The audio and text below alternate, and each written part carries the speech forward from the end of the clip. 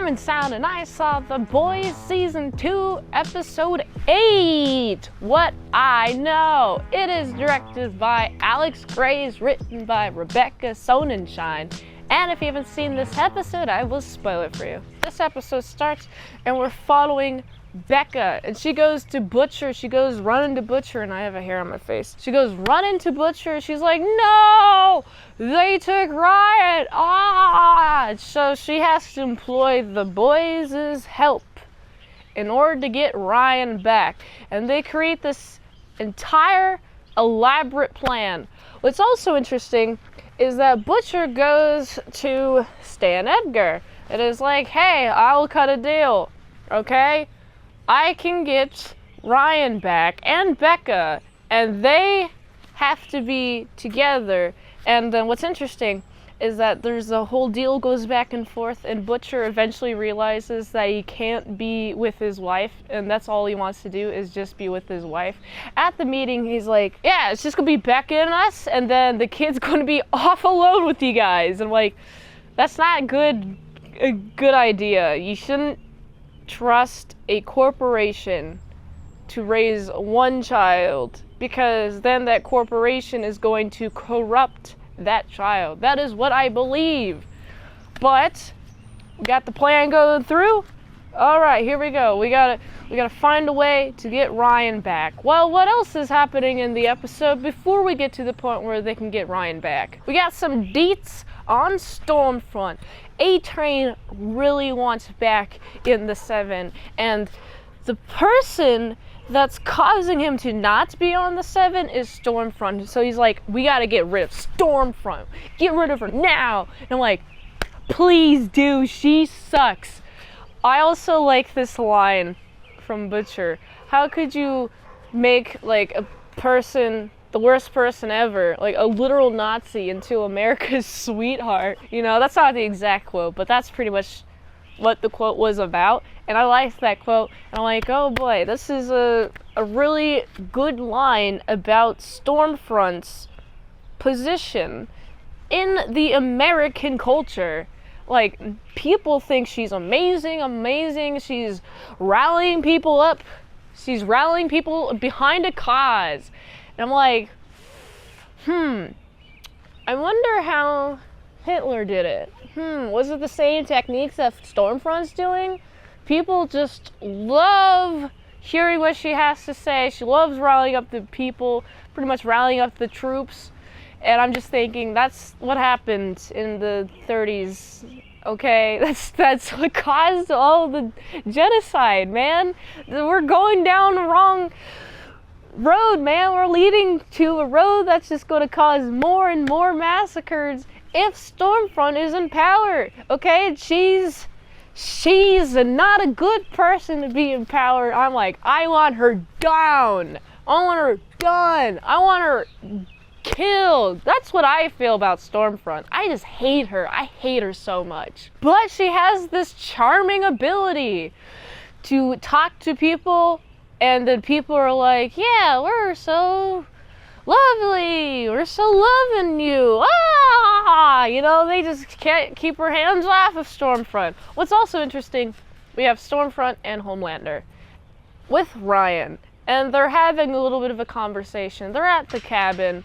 What's fun about this conversation is that Stormfront goes down to Ryan while they're trying to train him how to use his powers, right? It's easier if you imagine someone you hate, right? That's what Homelander says. It's like, I don't really hate anyone. And then Stormfront's like, don't you know we're at war currently? They want to get rid of us just for the color of our skin. And then Ryan's like, really? She's like, yeah. And I'm like, no, that's not what's happening at all. Stop corrupting this child, Stormfront. Stop with all this nonsense. The boys have a plan to take Ryan from Homelander and Stormfront and return him back to Becca. And I'm like, okay, cool. And Vought's in this too. I like, they have like a whole device that makes it so Soups can hear this frequency. Homelander goes out to destroy it, then he realizes that he's been distracted. He goes back to the house, and a bunch of like people are there. A bunch of Vought's soldiers, pow, pow, you know, we know what they're doing. And then Homelander's like, okay, what's happening? He just like splits a guy down the middle, like, and he's just like, one guy's dead. I'm like, oh man. And then he walks out of the cabin and like all the guys are dead, all the blood's on him, and I'm like, too much hair in my mouth, ew. Too hairy of a wig, too much hair in this wig. Anyway, Homelander is just covered in blood, and he's like trying to find Ryan, but we have the plan is already in motion. We got Ryan.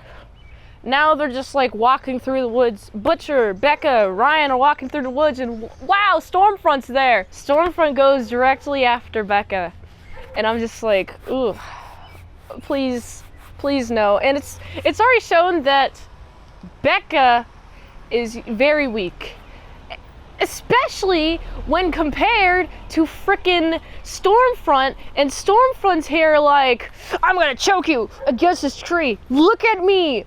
I want to see the light come out of your eyes. I'm like, no, you suck. And like Butcher's there with like a crowbar, like, and shots are ineffective against her. She's bulletproof.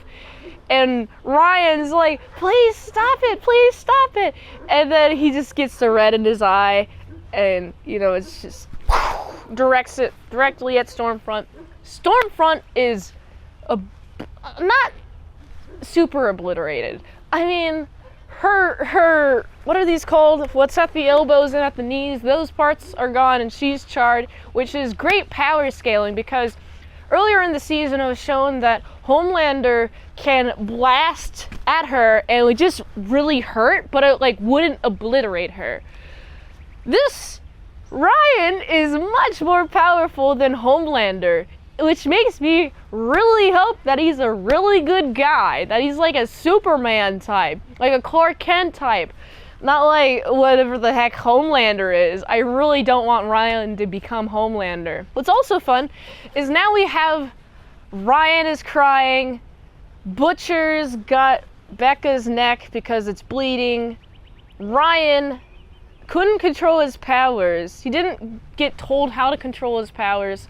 So while Stormfront was like the main attack, Becca's got some collateral damage, and so Butcher's there holding her neck, trying to stop it from bleeding. She's like, protect him. He's a good kid. He's so good. Protect him. And then after she's dead, Butcher's like grabbing a crowbar. I'm like, are you planning on like hurting him right after you promised to Becca?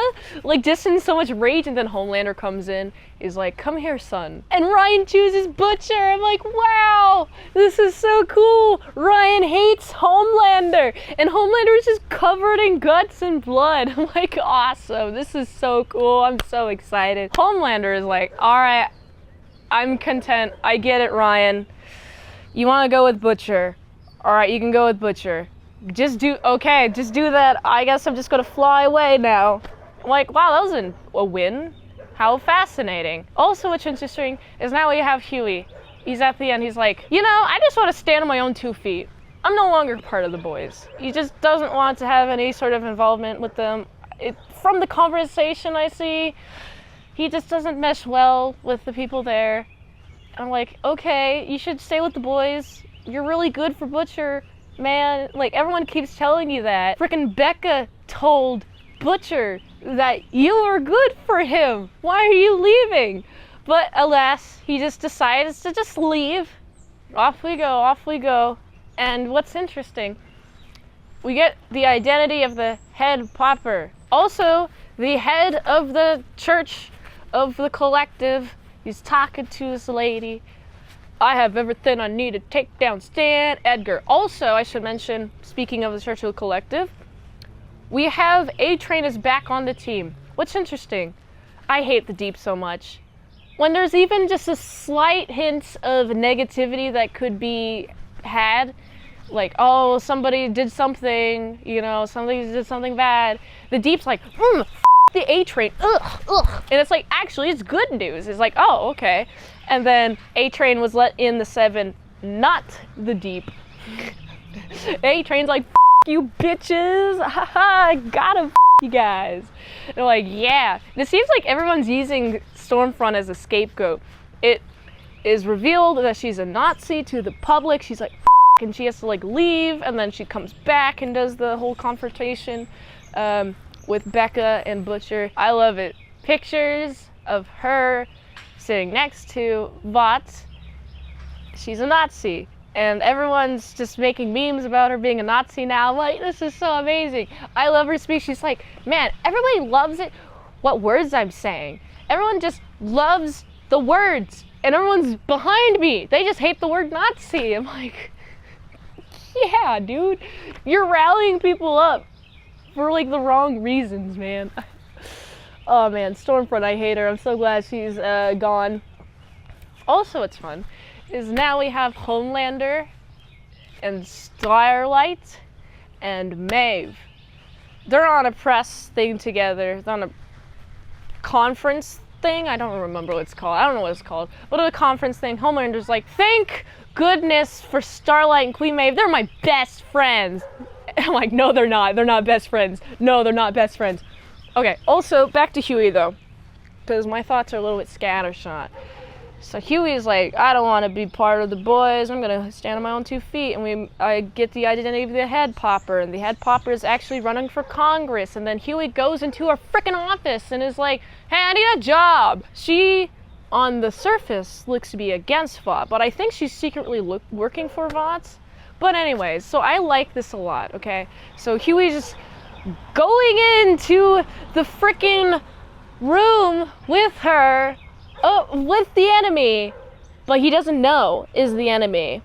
And she's like, when can you work? And I'm like, geez, dude, I bet she knows you're part of the boys, and that's why, like, she's so willing to hire you, man. But that's the end of the episode.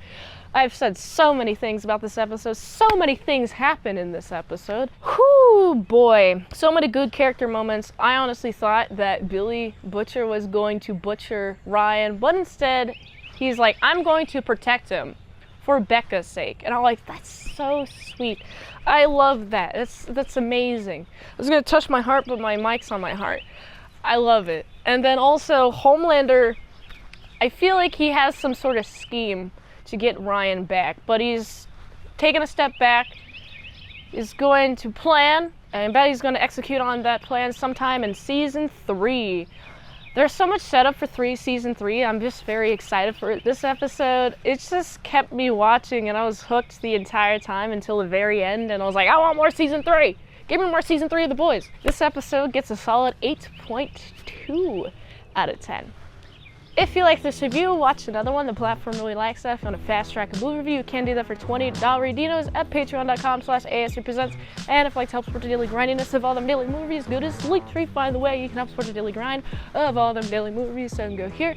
And until next time, I'll see you later, my Sour Croutons and Bacon Bits.